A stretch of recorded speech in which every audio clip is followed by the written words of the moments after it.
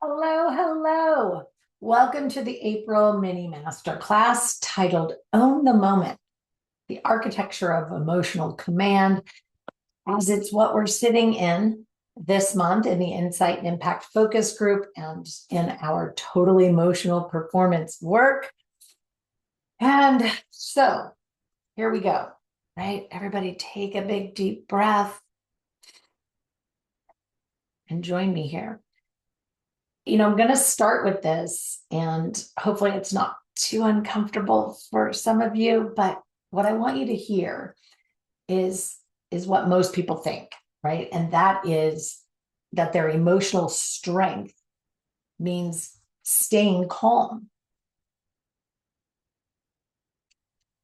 And it doesn't. Emotional strength means staying available while pressure rises in your life. Now, if you've ever left a conversation thinking, I know better than that, this session is going to be for you. And it's not because you lack emotional maturity. It's not because you're lacking in skills, right? It's because pressure for you has been moving faster than access. Okay. Now, April is not about, or has not been about, depending upon what time of the month you're watching this, control, right? It's about command. And command, emotional command, requires structure. So today I'm gonna give you that structure so you can build it for yourself in your life in a way that it will serve you. Okay, so we'll start with the response window, and what I mean by that is that all of our reactions have a window. It's small, but it does exist. Now, that window or that space lives between that trigger or prompting event, interpretation, and response, right? And most people, they just don't see the interpretation piece. They only see the trigger or the prompting event and their response, or as I would say it, the reaction. And so I'm always talking about slowing that down so that reactivity or a reaction becomes responsive. Yeah. So interpretation is where the acceleration happens. And that acceleration for most of you feels like urgency, justification, certainty, defensiveness, right? Sometimes even righteousness. And none of those things are clarity. They're just speed, right? Your knee-jerk, reactive, speedy. And speed actually compresses that window closed, right? So that compression is going to eliminate your ability to choose, right? It's going to take choice away from you. And when choice disappears, reaction looks inevitable. Okay, you don't lose control. You lose access to the window. So why does access disappear? I'm going to give you 3 reasons. Okay. Your access to that window disappears for number 1 reason: load, right? Too much input, too many decisions, too much responsibility. Take it all on. Too much things going on. Mind is got, all these different tabs open, right? Your load is too big. And if you remember, we talked about the load in February, right? It was when we really started working on that load. So the second place that, right, closes that that access is depletion. This is important, right? Depletion. That's not enough fuel, not enough recovery space, emotional recovery space, and too much sustained output, right? If your lists are still 25 deep every day, right? You've got too much sustained output. You got to answer this call, this text, this email, do this to-do list, and, right? All while not fueling ourselves correctly or giving enough recovery space. Okay. The third one, and this one, I want you to hear. Okay. I want you to hear because it gets skipped. It gets skipped. This is your unexamined patterns. Okay. Your default sequence is faster than your awareness. It's default, it's automatic, it's your conditioned way of being. And so most adults over 40, right, they're not fragile, they're just overloaded. We've conditioned ourselves to be this way for 10, 20, 30, well, not 10, right? Like if we're 40 or above, or in our 30s, 40s, 50s, 60s, right? We've got a lot of conditioning that's been happening. So we've conditioned ourselves to be overloaded.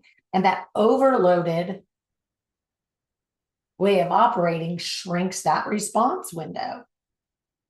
And when bandwidth narrows, right, our tone sharpens, right? Like, meh. Our tolerance shortens. Our patience gets really thin. And our words, again, accelerate. And that's not, what I'm not describing to you is some sort of a regression in your way of being. It's not a character trait, right? What I'm talking about here is pure and simple math. Okay, so what I'm talking about here is command requiring a margin. Space, right? From the edge of the paper to the words, right? Margin.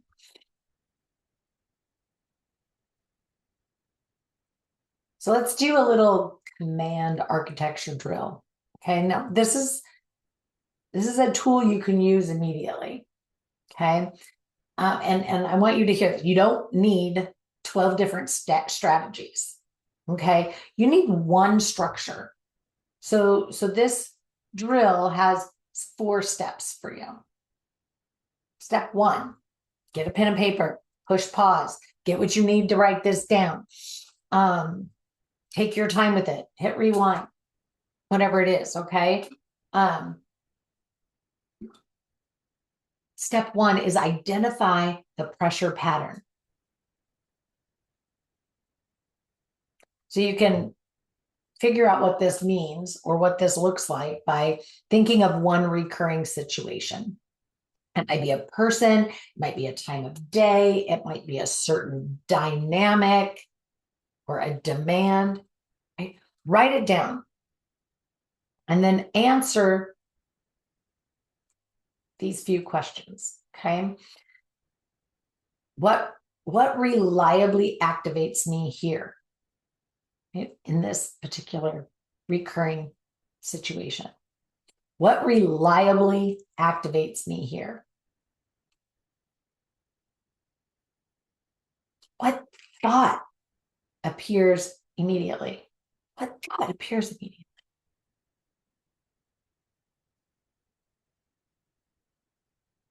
What is my fastest default behavior? I'll give you a personal example just for this one. Reliably getting activated when somebody cuts you off in a conversation. The automatic thought that appears, right? That immediate thought is, they don't care what I have to say. And my fastest default behavior is to shut down, right? So no fixing. I just want the accuracy. Okay. Now, step 2, I'm going to expand the window, right? So ask yourself, if I had 2 more seconds, what would I do differently? And I don't want this to be what you would ideally do or how you could make it polished and perfect. Just the slightly different, right? That might look like, if I had 2 more seconds, I'd have the space to lower my tone. If I had just 2 more seconds, I could refine this to fewer words. If I had just 2 more seconds, I could ask a question instead of explain myself. I'd be able to say, hey, let me think about that. These are your expansion moves.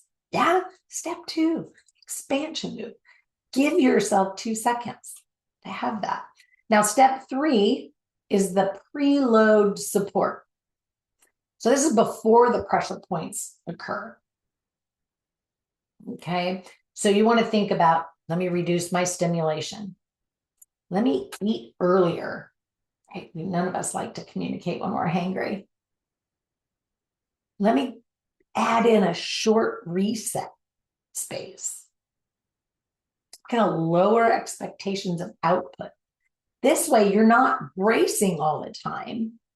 You're actually preserving access to your window or your margin, if you will. And then step 4 is protecting your baseline. So after the moment, you got to complete the stress cycle. Don't replay it. Don't overanalyze it and return to your rhythm. Command isn't about winning the moment. Okay. It's about preserving yourself afterward.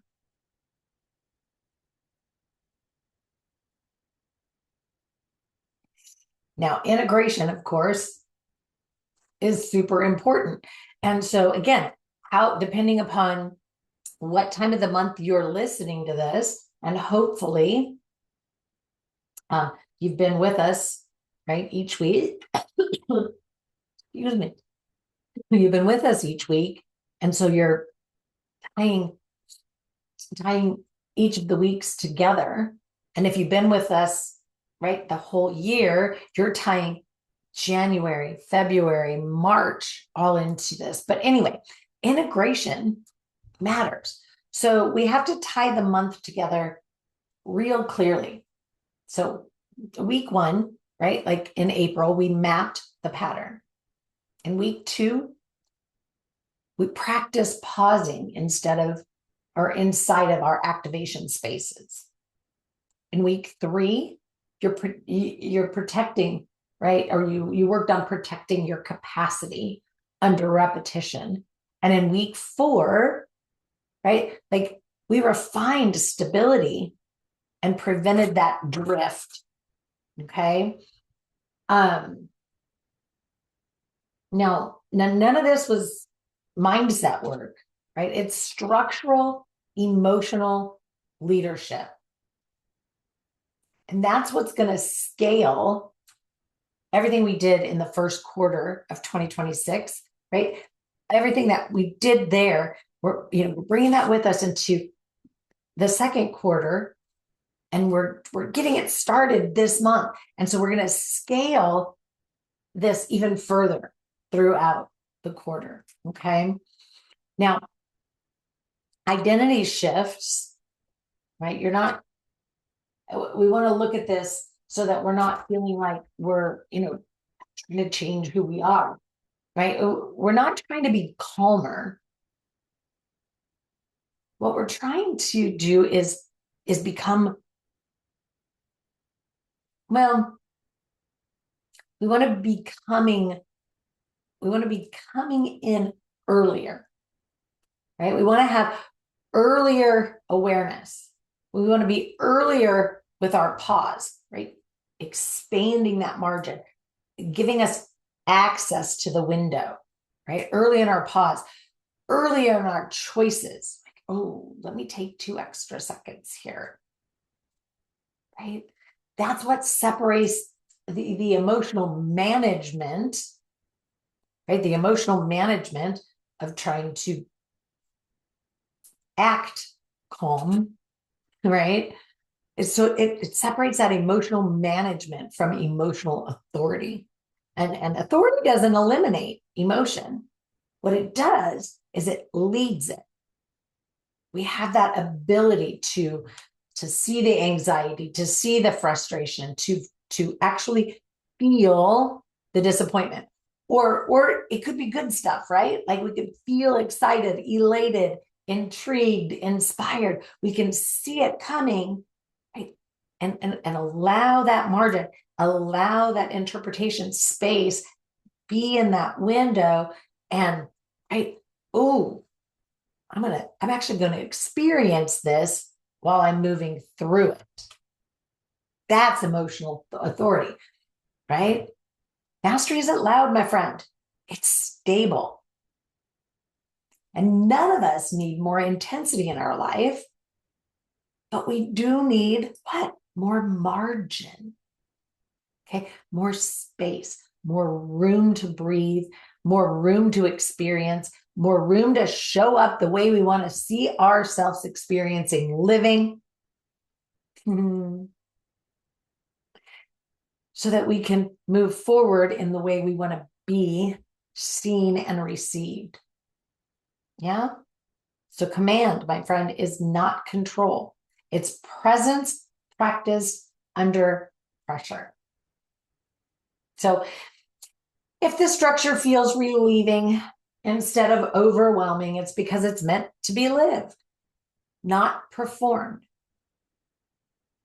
Hear that again. This is meant to be lived, to be experienced, not performed, not polished, not perfect, not controlled. Right? Inside the Insight Impact Focus Group, right, we build systems like this so that emotional leadership becomes natural for us, not exhausting, not pushing, right? Displacement.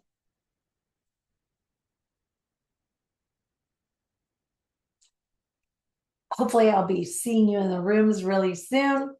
Don't forget, if you missed the Q2 main workshop, pull up the replay, give it a look, then watch this again.